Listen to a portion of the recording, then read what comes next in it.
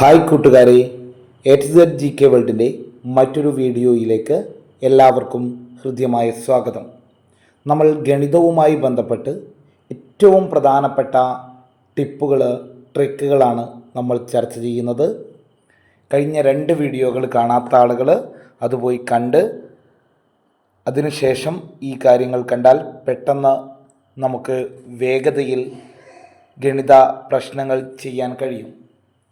ഇനിയും ആരെങ്കിലും സബ്സ്ക്രൈബ് ചെയ്യാത്ത ആളുകളുണ്ടെങ്കിൽ അവർ എത്രയും പെട്ടെന്ന് തന്നെ സബ്സ്ക്രൈബ് ചെയ്ത് ബെല്ലൈക്കൺ ഓൺ ചെയ്ത് ലൈക്ക് ചെയ്ത് വെച്ചാൽ എത്രയും വേഗം നിങ്ങൾക്ക് നോട്ടിഫിക്കേഷനായി നമ്മുടെ പുതിയ ട്രിക്കുകളും ടിപ്പുകളും എത്തുന്നതാണ്.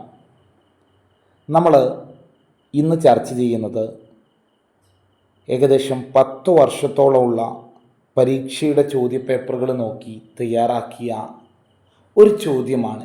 ഏതിൻ്റെ വിലയാണ് കൂടുതൽ? പ്രധാനമായി ഏതെങ്കിലും ഒരു സാധനത്തിനും ഒക്കെയുള്ള വിലകൾ തരാറുണ്ട്. ഞാനൊരു ഉദാഹരണം പറയാം. ഒരു ബാറ്റിനും ബോളിനും കൂടി വില 50 രൂപ. ബാറ്റിന് ബോളിനേക്കാൾ 10 രൂപ കൂടുതലാണ് എങ്കിൽ ബാറ്റിൻ്റെയും ബോളിൻ്റെയും വില എത്ര? അപ്പോൾ നമ്മൾ ബോളിനേക്കാൾ ബാറ്റിന് കൂടുതലെന്ന് പറഞ്ഞ 10 രൂപ ആകെ തുകയായ 50-ൽ നിന്നും കുറയ്ക്കുക. ഫസ്റ്റ് സ്റ്റെപ്പ് അതാണ് വേണ്ടത്. കൂടുതൽ എന്ന് പറഞ്ഞത് ആകെ തുകയിൽ നിന്ന് കുറയ്ക്കുക. 50-ൽ നിന്ന് 10 കുറച്ച് ഇവിടെ 40. നിങ്ങൾ ഏത് ചോദ്യം വന്നാലും ആകെ തുകയിൽ നിന്ന് കൂടുതൽ എന്ന് പറയുന്ന തുകയങ്ങ് കുറയ്ക്കുക. ഇവിടെ 50 കുറയ്ക്കണം 10 = 40. നമുക്ക് കിട്ടിയ 40 എന്ന ഉത്തരം ബാറ്റിനും ബോളിനും തുല്യമായി വീതിക്കുക. 40ൻ്റെ പകുതി നോക്കിയാൽ മതിയല്ലോ. 40 ഹരിക്കണം 2 = 20 രൂപ. ബോളിൻ്റെ വില നമുക്ക് കിട്ടി 20.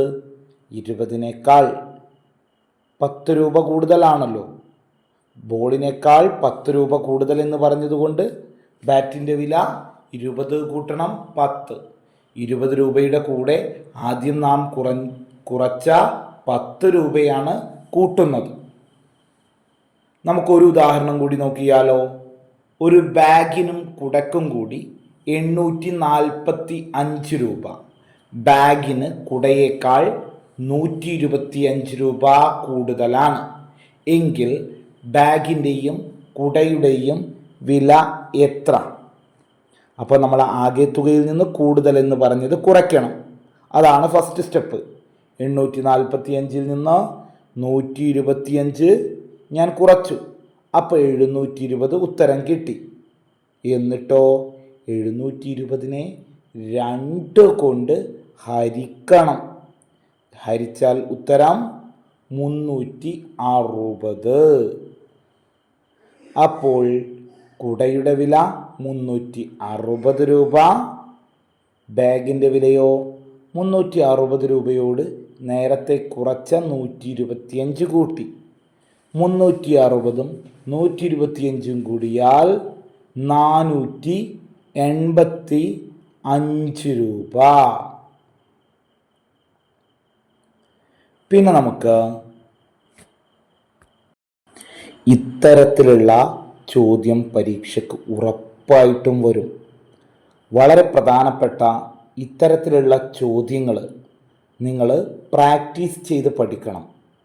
അപ്പോൾ നിങ്ങൾ ബാറ്റിൻ്റെയും ബോളിൻ്റെയും വില പോലെയും ബാഗിൻ്റെയും കുടയുടെയും വില പോലെയും ഒക്കെ നിങ്ങൾ തന്നെ ചില ചോദ്യങ്ങൾ ഉണ്ടാക്കി നോക്കി പ്രശ്നങ്ങൾ നിർദ്ധാരണം ചെയ്യണം. പ്രായോഗിക പ്രശ്നങ്ങളായിട്ടും അതല്ലാതെ 1 വേർഡായിട്ടും ഒക്കെ ചോദിക്കാം. ആ സമയത്ത് എപ്പോഴും നിങ്ങൾ ഓർക്കേണ്ടത് ആകെ വിലയിൽ നിന്ന് ഏതോ ഒരു സാധനത്തിന് കൂടുതലെന്ന് പറയല്ലോ, ആ കൂടുതൽ എന്നുള്ളത് കുറയ്ക്കുക. First step. ആ ആകെ തുകയിൽ നിന്ന് ഇത്ര കൂടുതൽ എന്ന് പറഞ്ഞത് കുറച്ച് അങ്ങോട്ട് എഴുതുക. എന്നിട്ട് അതിനെ 2ആയിട്ട് ഭാഗിക്കുക, പകുതി കാണുക. എന്നിട്ട് ആ പകുതിയുള്ളത് 2 സാധനങ്ങളുടെയും വിലയായിട്ട് കൊടുക്കുക. ആ വില കൊടുത്തു കഴിഞ്ഞാലോ? എന്നിട്ട് നമ്മൾ നേരത്തെ കുറച്ചല്ലോ, ആ കുറച്ചത് അങ്ങ് കൂട്ടുക. അപ്പം ഏതിനാണോ കൂടുതൽ എന്ന് പറയുന്നത് ആ കൂട്ടി കിട്ടുന്ന ഉത്തരമായിരിക്കും. അപ്പം മറക്കരുത്, കൂടുതൽ ഉദാഹരണങ്ങൾ നിങ്ങൾ സ്വയം ചെയ്ത് പരിശീലിച്ചാൽ ഇത്തരത്തിലുള്ള ഒരു ചോദ്യം വന്നു കഴിഞ്ഞാൽ ഉറപ്പായിട്ടും നിങ്ങൾക്ക് അതിൽ വിജയിക്കാൻ കഴിയുമെന്നത് തീർച്ച. ഇത്തരത്തിലുള്ള ട്രിക്കുകളും ടിപ്പുകളും നുറുങ്ങുവിദ്യകളുമായി നമുക്ക് അടുത്ത ക്ലാസ്സിൽ കാണാം. ബൈ.